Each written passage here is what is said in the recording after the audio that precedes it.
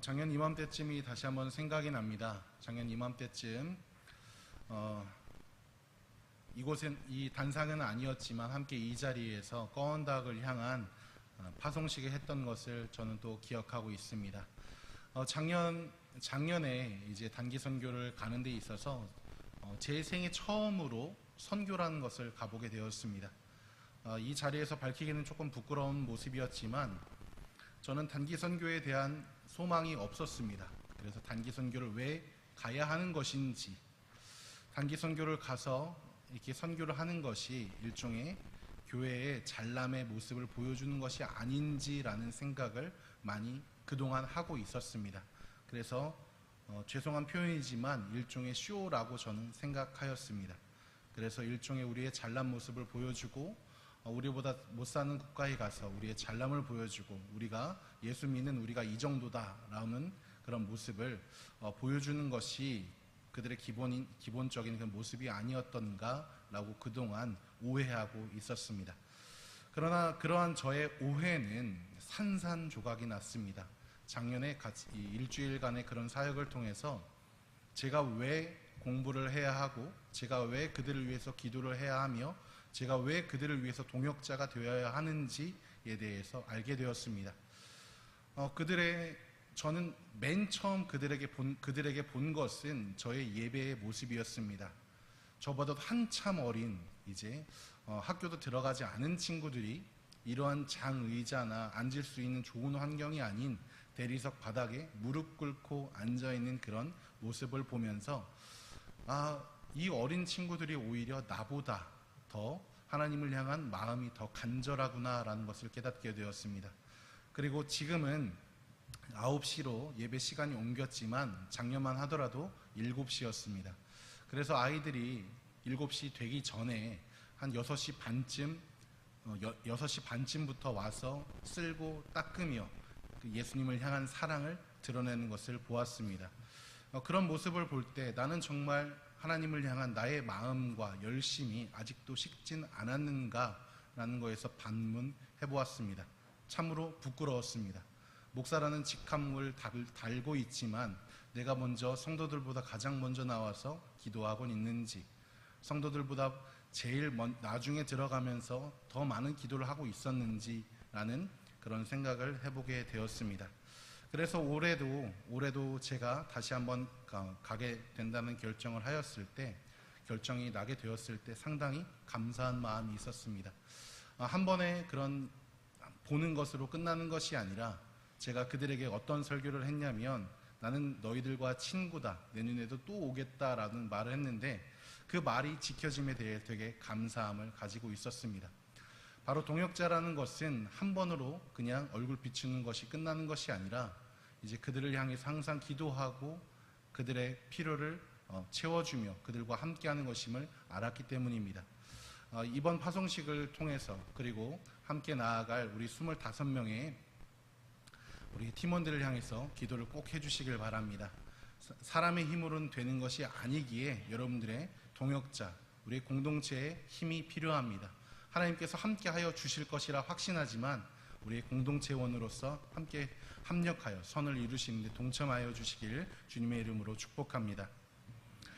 우리는 이렇게 함께 모여서 살아가고 있습니다. 그래서 서로 나누고 그리고 서로 배우며 살아가고 있습니다. 가정이라는 울타리 안에서 또한 화성시라는 행정구역 안에서 그리고 대한민국이라는 나라 안에서 함께 살아가고 있습니다. 이것을 우리는 공동체라고 부릅니다. 공동체는 행동과 목적을 같이 하는 집단을 의미합니다. 특정한 공통의 가치와 그리고 공통의 정체성을 가지고 공간과 시간, 생각을 공유하며 행동하는 집단을 의미합니다. 이것을 가장 잘 보여주는 사례는 바로 회사입니다. 회사는 이익을 창출하는 것이 가장 큰 목적이며 그들의 가장 큰 가치입니다. 그래서 회사에서는 실적으로 말해라 라는 말이 있을 정도입니다. 그래서 사람들 간의 그런 관계가 조금 좋지 않더라도 회사에 이익이 되는 사람이라면 회사에서는 반기는 것을 우리는 잘 알고 있습니다. 자, 그럼 우리 그리스도인의 모임인 교회 공동체, 이 교회 공동체는 어떠한 모습을 가지고 있을까요? 바로 예수님의 가르침을 따라 우리의 모습 가운데 예수님의 삶의 모습이 나타나길 소망하며 우리가 살아내는 곳이, 그리고 살아가는 곳이 바로 교회 공동체입니다. 바로 그러면 예수님의 가르침, 우리 삶에서 드러나야 하는 예수님의 가르침은 또한 무엇일까요? 바로 하나님께서 말씀하셨던 것처럼 하나님을 사랑하고, 그리고 하나님을 사랑하는 것처럼 우리의 이웃을 사랑하는 것이 우리에게 가르쳐 주신 것입니다. 예수님의 가르침은 사랑입니다. 사랑을 통해 생명을 살리는 것이 예수님, 그리고 하나님의 가장 큰 가치입니다. 오늘 말씀에서는 이 사랑의 방법이 무엇이다 라는 것을 알려주고 있습니다.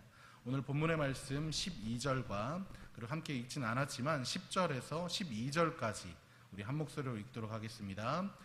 혹시 그들이 넘어지면 하나가 그 동물을 붙들어 일으키려니와 홀로 있어 넘어지고 붙들어 일으킬 자가 없는 자에게는 화가 있으리라.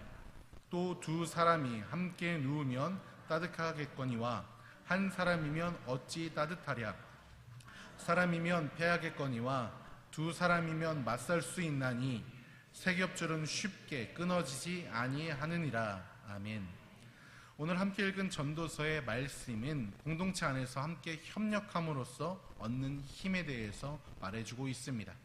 사람은 많은 시행착오를 겪으면서 살아갑니다. 특히 어렸을 때는 지금의 장년들, 어른들보다 많은 시행착오를 겪습니다. 어린아이들은 경험이 부족하기에 뜨거운 것에 데워봐야 이것이 정말 뜨겁다라는 것을 알고, 그리고 또한 많이 다침으로써 어떠한 것이 무섭고 두렵다라는 것을 배웁니다. 이때 그럼 가정에서 해야 하는 말과 역할은 무엇일까요? 그래, 잘 다쳤다. 엄마 아빠가 말했지? 아뜨할 때 되라고 했어, 되지 말라고 했어. 엄마 아빠 말 안 들으니까 네가 지금 그 꼴 나는 거야. 이렇게 해야 될까요? 아니면 다들 그렇게 하시는 모양인 것 같은데 다들 그렇게 하셨던 전력이 있으셨던 모양인 것 같습니다. 아니면 아이고 얼마나 아팠을까, 놀랐지? 누구누구야? 이제 알았지? 아뜨하면 뜨거운 거고 위험해하면 다칠 수 있다는 뜻이야 라고 해야 할까요? 당연히 후자입니다. 그렇습니다. 가정에는 아이들이 시행착오를 겪을 때 좌절하지 않고 일어나게 해야 하는 곳입니다. 바로 이것이 사랑입니다. 가정 안에서 아이들이 일어날 수 있게 또한 부모들이 협력해야 하고 그들을 일으켜 세워야 합니다.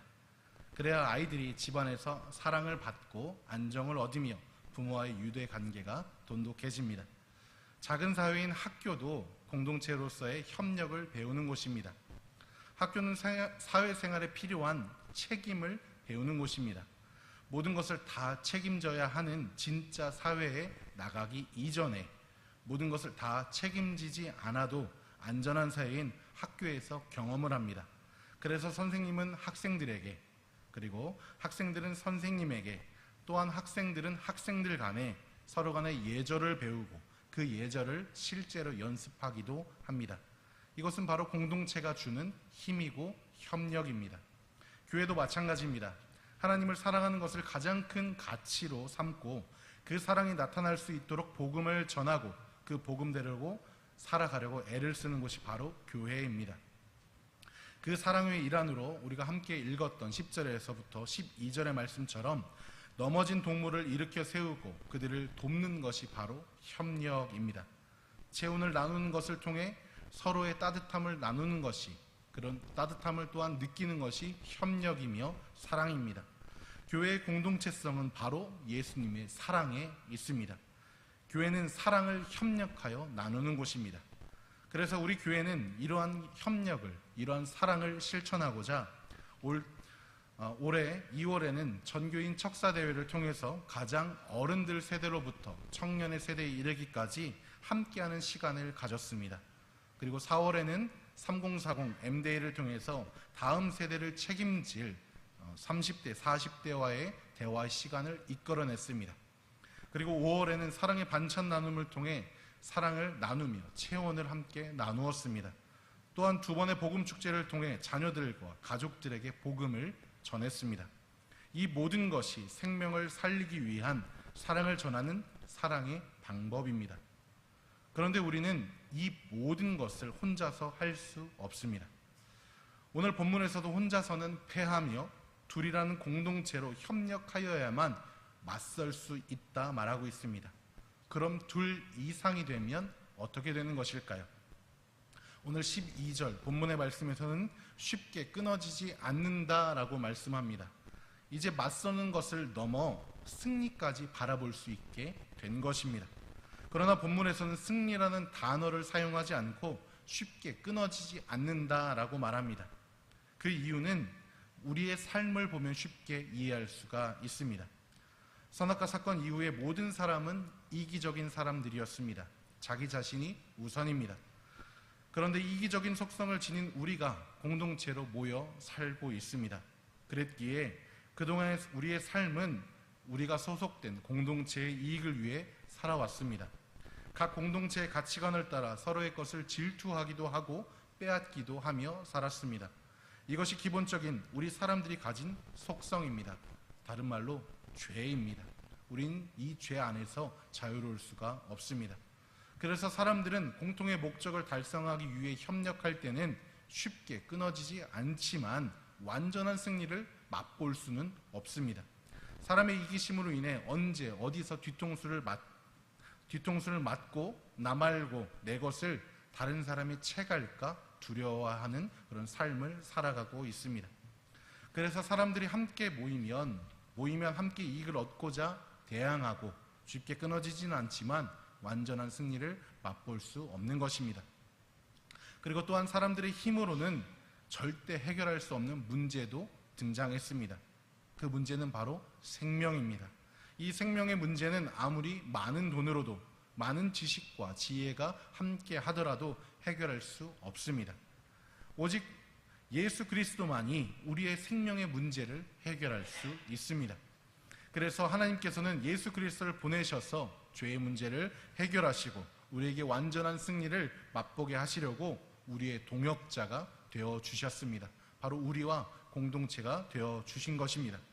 우리와 함께 하신다 말씀하시고 계십니다. 그래서 예수님께서는 우리를 하나님의 자녀로 삼으시고 우리의 죄의 고리를 끊어내시며 우리가 주님과 그리고 우리가 사람들과 진정으로 협력하게 하십니다. 사랑을 알게 하시고 복음을 알게 하시며 서로 예수의 이름으로 협력하게 하신 것입니다.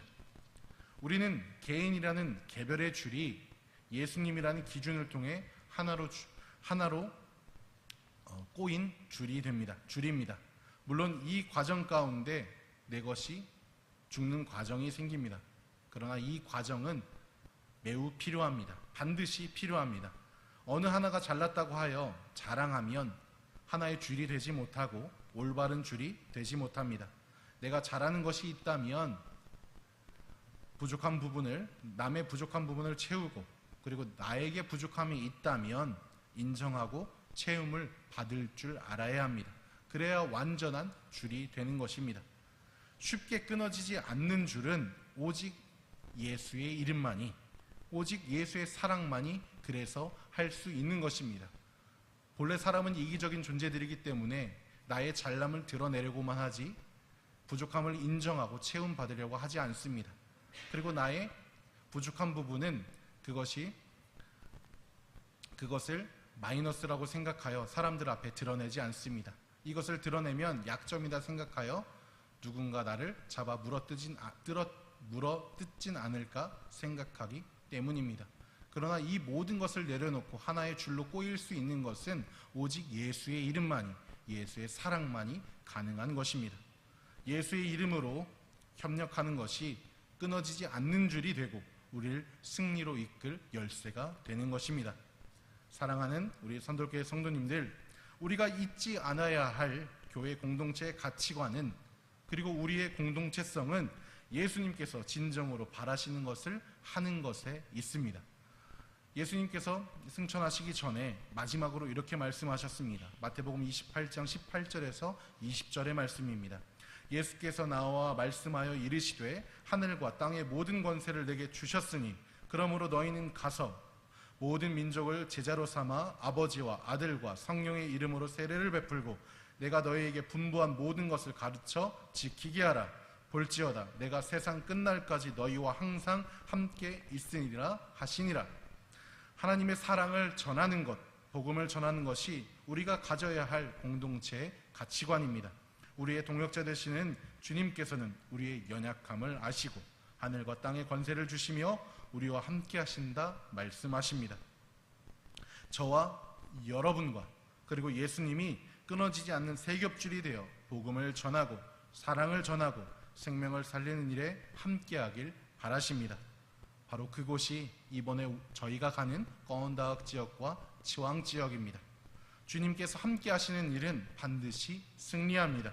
우리가 언제 어디서나 무엇을 하든지 예수님과 끊어지지 않는 세겹줄이 되어 우리의 삶 가운데 그리고 주님이 주시는 승리의 기쁨과 평안의 기쁨 그리고 은혜를 풍성히 누리시길 주님의 이름으로 축복합니다.